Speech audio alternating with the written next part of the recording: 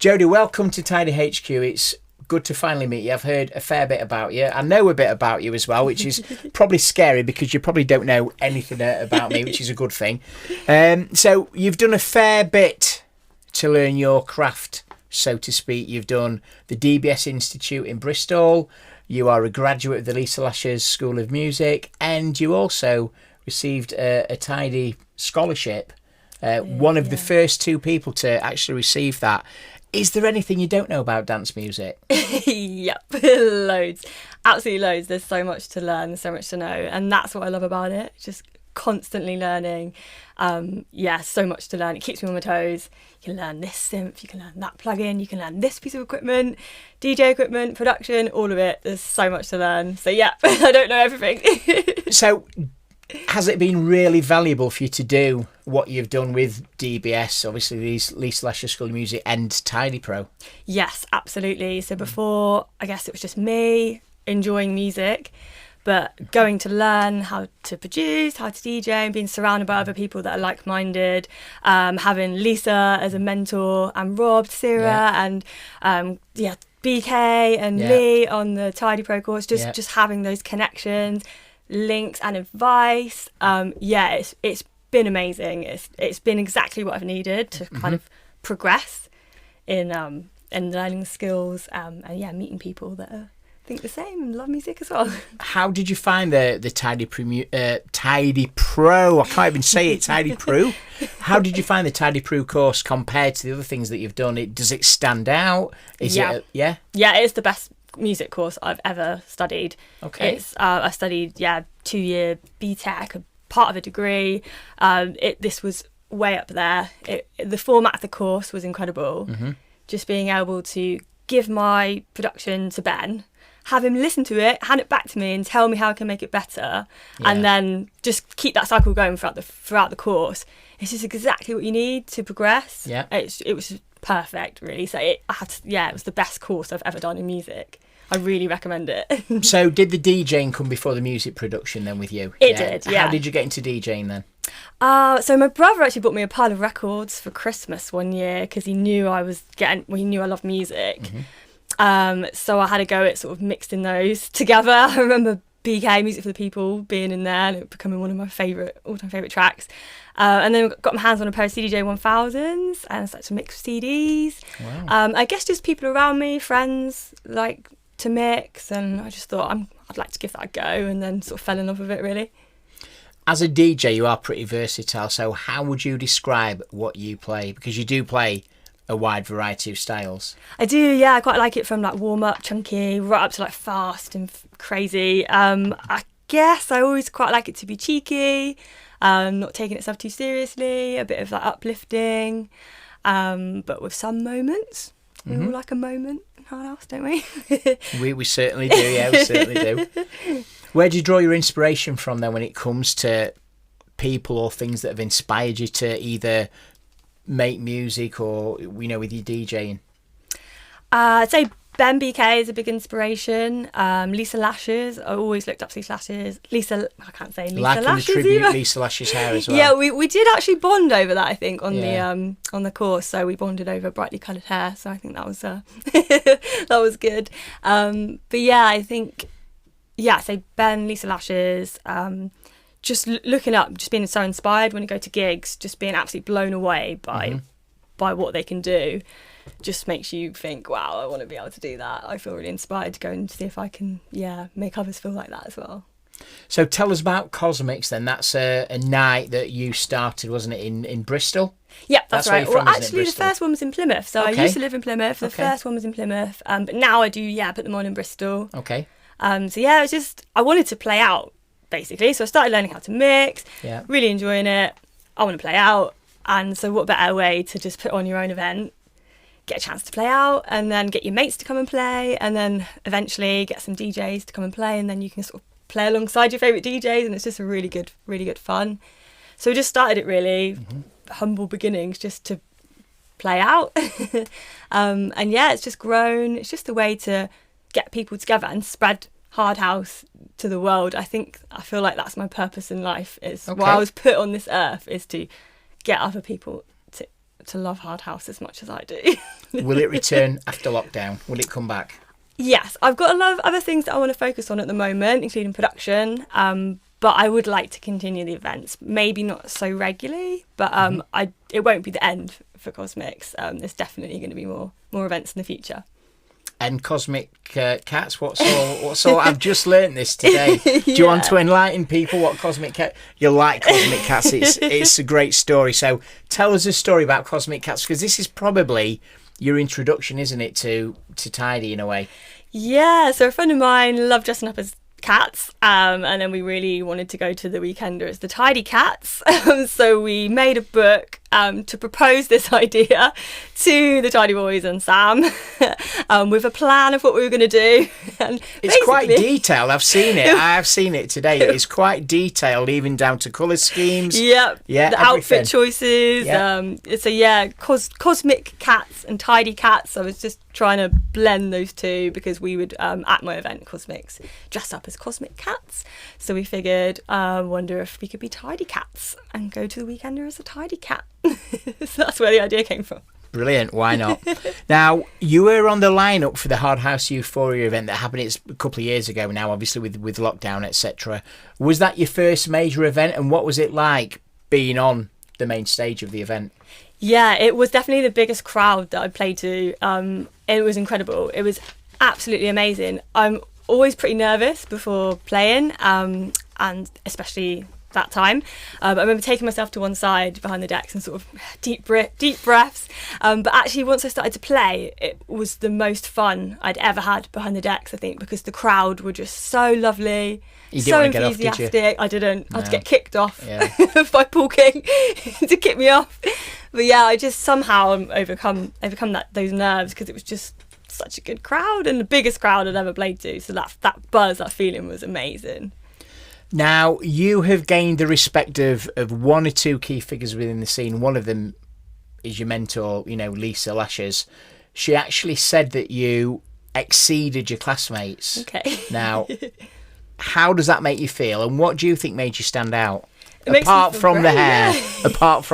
Yeah, I was going to say, I think it was just the hair, Johnny. It makes me feel really great. I think I just went every day with so much enthusiasm. I went with enthusiasm and then actually left at the end of the day, like bursting at the seams, just absolutely buzzing with excitement, because it was so good to be in that environment, be around all the mentors. And I think just maybe from being so enthusiastic every day at every opportunity, that might be what she felt. But yeah, it makes me feel good. Good. Now, DJing these days is far more accessible to people wanting to be DJs. You can buy a controller, you can buy a laptop. You've emerged from one of the new breed of this style of DJ that's come through. How hard have you found it to get to where you are, and what's your journey been like? It's been a great journey. Yeah, I think it's great to start. There's lots more equipment now, and DJing is a bit more accessible. I think that's a good thing. And yeah, my journey's been crazy, really. I think just from being myself, putting myself out there, putting myself in situations that would scare me, and just going and doing things, and meeting people have just meant that one thing has led to another. And I've just met more and more people and had amazing opportunities come my way, which I'm really, really lucky and really, really thankful and grateful for.